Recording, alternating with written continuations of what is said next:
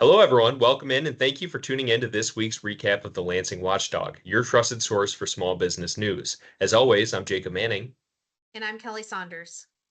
Kelly, this is a special edition of the Lansing Watchdog. This is the 2026 post-primary roundup. So last night, Tuesday night, marked the most recent benchmark in what has already been an eventful election year. National outlets closely tracked the results from the highly contentious Democratic primary for U.S. Senate, as former Detroit health official Abdul El Sayed faced off against Congresswoman Haley Stevens to succeed outgoing U.S. Senator Gary Peters.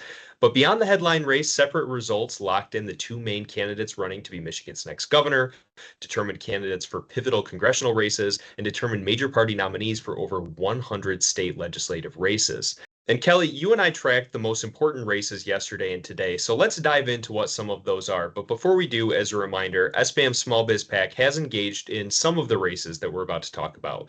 The Small Biz PAC has endorsed 74 candidates for the State House and State Senate and will consider endorsement in statewide races that affect small businesses. The PAC does not engage in federal elections and does not make endorsements in congressional or U.S. Senate races. Their inclusion is only for informational purposes. Now, with that being said, Kelly, what can you tell us about those state house and state senate races and how our endorsed candidates did? So going into the evening, SBAM Small Biz PAC had made endorsements in 59 state house races and 15 state senate races. Endorsees displayed a strong showing with 97.3% of endorsed candidates advancing to the general election ballot. Our PAC didn't just play it safe either. 10 incumbent endorsees faced primary challenges and all 10 defeated their opponents. 7 candidates received the Small Biz PAC endorsement as non-incumbents in open primaries. These candidates were each identified as the most pro small business candidate in their primary race. While Frank Liberati of the 2nd House District and Mark Polsdofer of the 20th Senate District unfortunately fell short of victory, 5 of the 7 candidates advanced to the November ballot, where they are each considered heavy favorites to represent their district. The winning candidates include Lynn Affendulis in the 90th House District, Chris Moritas in the 20th Senate District, Donnie Steele in the 23rd Senate District, Doug Wozniak in the 24th Senate District, and Matthew Bierlein in the 26th Senate District. With the November slate set, the Small Biz PAC will continue to monitor the races that will determine legislative majorities come January. For more information, please visit the 2026 Small Business Election Center at sbam.org. Moving forward, what can you tell us about the race for governor, Jacob? Yes, there was little suspense heading into the primary about what two names would lead the top of the ticket in November, and the results confirmed the expected outcome. On the Republican side, Congressman John James emerged victorious over business guru Perry Johnson, defeating him by nearly 15%.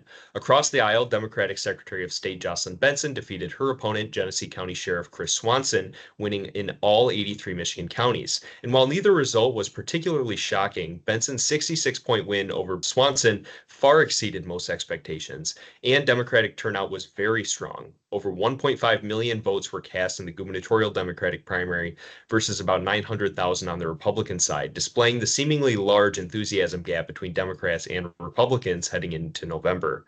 Now, kicking it back to you, Kelly, what can you tell us about the headline Senate race that we referred to at the top of the show? Michigan became the center of attention on Tuesday as politicos across the country watched to see which Democrat will face former Congressman Mike Rogers in the general election, former Detroit health officer Abdul El Sayed, or Congresswoman Haley Stevens. This primary became the most expensive Senate primary election in history, as the two sides became representative of a broader conflict playing out across the Democratic Party, with El Sayed representing the new age grassroots wing of the party and Stevens embodying the establishment. Recent polls from weeks past suggested El Sayed would cruise to victory, with some surveys showing El Sayed leading by nearly 20 points. When voters cast their ballots on Tuesday, the results were much closer. While El Sayed was eventually declared the winner mid-morning Wednesday, he did so by less than a percentage point. El Sayed celebrated the victory, but acknowledged that his next step was to build bridges and promote unity within the party, to present a united front against Mike Rogers. El Sayed also quickly gained endorsements from Congresswoman Stevens as she conceded this morning, and Governor Whitmer, who endorsed Stevens last week. Jacob, there were also some notable congressional races. What can you tell us about those? Yeah, so we're going to start with the 7th Congressional District, where climate activists and Bernie Sanders backed William Lawrence will face off against Republican Congressman Tom Barrett for control of Michigan's 7th District. Lawrence defeated former Ukraine Ambassador Bridget Brink and Navy SEAL Matt Masdom. Masdom recently received the endorsement of Senator Alyssa Slotkin, who served the Mid Michigan swing district before her run for Senate. Yet the endorsement was not enough to keep Masdom from finishing third. Brink and Masdom finished with 29% and 28%, respectively, allowing Lawrence to fully capture the progressive vote in the district and cruise to victory with 44% of the vote. In the 8th Congressional District, we saw the biggest surprise of the evening when Thomas Smith, who suspended his campaign last month, defeated Trump-backed Amir Hassan in the 8th Congressional District Republican primary. It's not often in the last 10 years that we see a Trump-backed candidate lose in the Republican primary, much less to a candidate who has already exited the race. But now Thomas Smith will be the one taking on Congresswoman Kristen McDonald-Rivet in a race that Republicans were hoping to make competitive prior to yesterday's contest. Moving forward to the Macomb County-centered 10th Congressional District, this is viewed as one of Democrats' prime pickup opportunities this fall after Congressman John James left the seat to pursue his bid for governor.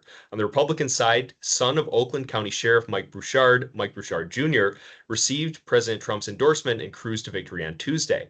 Democratic voters selected Christina Bertrand Hines, a Macomb County resident and former prosecutor, over former state lawmaker Tim Greimel and lawyer Eric Chung. Wrapping up with the 13th Congressional District, Congressman Sri Tenadar lost his bid for re-election to State Representative Donovan McKinney. Although Tenadar became known for regularly introducing articles of impeachment against President Donald Trump, he was unable to fend off McKinney, who ran to his left and pulled out a narrow 3-point victory. Detroit activists have spent years trying to unseat Tenadar, arguing that the congressman did not represent the district well, and now they have their wish, with McKinney in prime position to be the district's next representative in D.C. Now, before we go, Kelly, we also had some big news on Friday with 2 Supreme Court rulings. What can you tell us about those? Yes, at the end of the day last Friday, the Michigan Supreme Court issued 2 rulings that are disappointing for different reasons. The first ruling centered around Attorney General Dana Nessel's investigation into Eli Lilly's insulin pricing practices. Lower courts blocked the investigation, ruling that because the insulin sales are regulated by the FDA, Eli Lilly was effectively exempt under the state consumer protection law. Through this ruling, the court voted 4-3 to overturn prior precedent and eliminate the regulatory compliance exemption. This exemption protected a wide range of already regulated industries, from barbers to podiatrists, from additional legal exposure under the Consumer Protection Act, because the regulatory or licensing agencies responsible for regulating those occupations already have remedies for consumer protection resolution. This ruling essentially exposes these businesses to 2 separate tracks of risk and new litigation, which we think is the wrong decision, and we will be advocating for legislation to protect these industries from frivolous lawsuits.